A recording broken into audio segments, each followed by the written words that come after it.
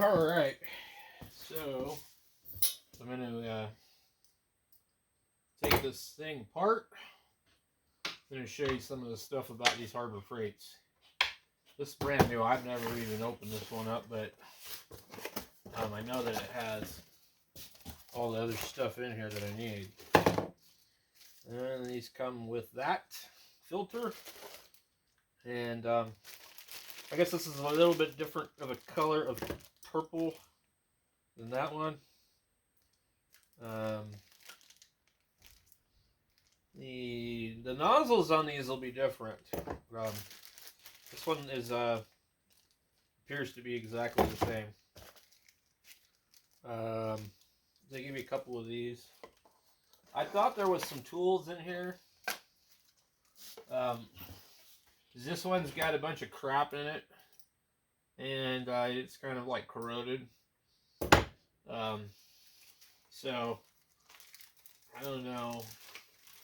You know, they're starting to like come out with these other ones, and they're trying to charge like brand name prices.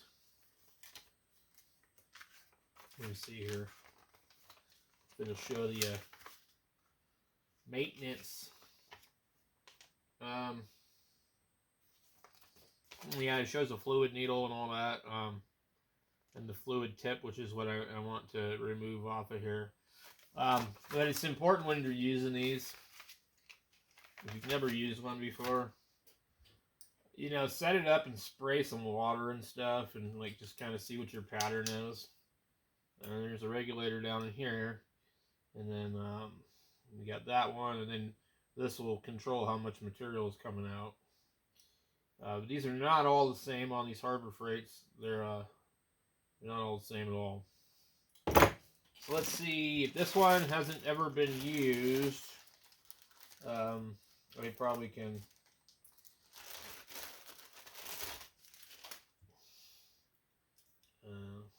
That's kind of cool. It looks nice. It's shinier, so it must be better, right? So there's a hex down in there. That one doesn't. I don't think that one has that. So you would take this here. When you're cleaning them, you need to remove this needle. And I'm going to put everything over there so we don't get it mixed up. This one doesn't want to come out. Okay. So you see there's oil on these when they ship them.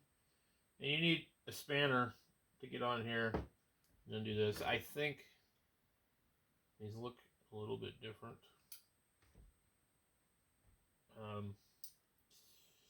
But over the years, these Harbor Freights have all been pretty close. Where they'll be different is here. I don't know if you can see this, but there's 5 little holes right here on the top and the bottom, and this is a 1.4. And then there's a hole here and here, and a hole here and here. And some of them don't have that many. I don't know if they all say 1.4 or not, but you kind of see the pattern in there. And the other ones, like the holes are fewer. So this should come out. It doesn't want to. So, okay. So you got that there, and I don't think that comes loose. You can see that these parts are probably not interchangeable. Let's see here. Well, that one's longer. I mean, they look like they would, but it's not necessarily for sure. Okay. Let's see. We got the tip sticking out. Yeah, so these will interchange. There's just a difference in the amount of material on the seat. So the part where it's hard to clean is right in here. And I guess that's why they give you this little brush.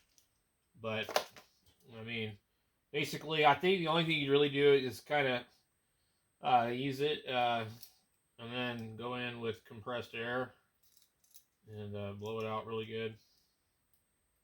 Let me get this thing back in here. Okay. But I mean, these were like I don't know, when I bought the first one, I think it was like $10. I think they're now $14 or $15, maybe $20. I mean, these things, there's not much to them, you know. I mean, like they work good. You can buy a more expensive one, but really, it's going to be. I think your skill is more important than these. Um, you know, um, most of the people that are going to buy one of these aren't going to be very good at painting, no matter what. So you know, it's not really you could go buy an expensive one and you're still gonna not do very well. So, you know, don't think just because you run out and buy, you know, an expensive one that you're gonna be, you know, some master painter.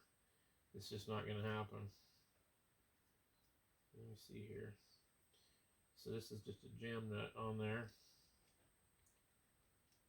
I don't remember the other one.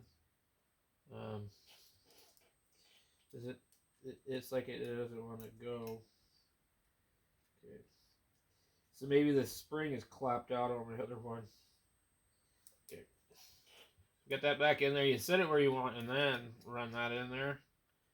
And what it'll do is the further back it is, the more the needle pulls in and the more material comes down through here. The high pressure, or excuse me, high volume, low pressure. So the old ones were high pressure. I don't know if they were low volume, but they, you know, and then some of them had the thing down here. They were siphon action, and supposedly these are supposed to be better. They do draw a little bit more CFM, 40 CFM. You know, most compressors that you would buy at Harbor Freight aren't enough to run one of these very well. So anyway, just thought I'd make a video on these. These work great. You can paint your vehicle. You can paint equipment. You know, whatever you want to paint. I know you guys paints old vintage ham radio microphones. So probably a good idea to buy more than one in case it breaks, and you'll have parts.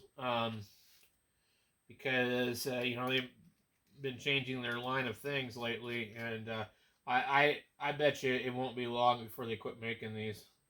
So now you can rotate this to get your fan pattern however you want it. I believe this way is going to give you a fan like that, and then that way it would be like that. But like I said, you get it and fill the cup up with water and test it out. You know, spray a piece of cardboard. You can see the, you know, spray the sidewalk. You know, something before you just commit to going and painting things. And you know, when you start to paint too, you might want to get a big, huge piece of cardboard and just like, you know, get some garbage paint to mix down and you know, practice with. You know, get a feel with it before you go and paint an entire car. You know, or you know, whatever you're gonna paint. Anyway, thanks for watching, guys. Get this thing turned off here.